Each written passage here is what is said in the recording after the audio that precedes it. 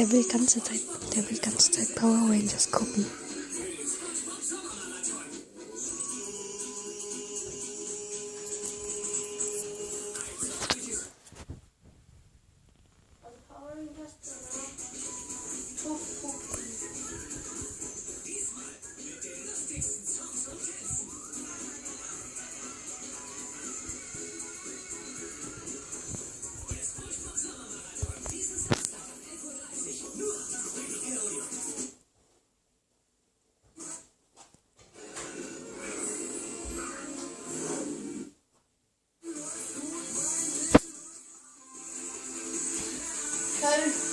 Wir schreiben jetzt schön Das Video.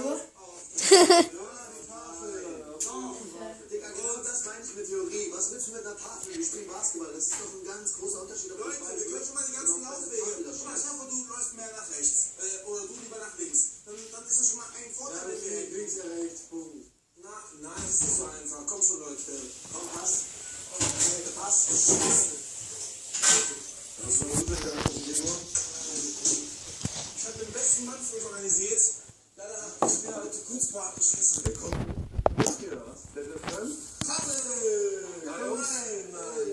Alter! Ey! Wo haben wir denn hier repariert? Bereit fürs Training? Patrick, ich muss was sagen. Ich wollte dich ja anrufen. Ich habe dir gestern vergessen, was zu sagen. Wir haben jetzt keine Zeit gerade, weil wir zu Kunstbad müssen zur Besprechung.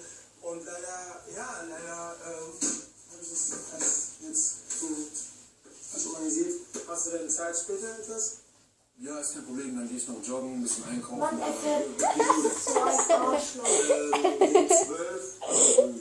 Super, passt. Guck mal, wie das aussieht. Mit dem Geld?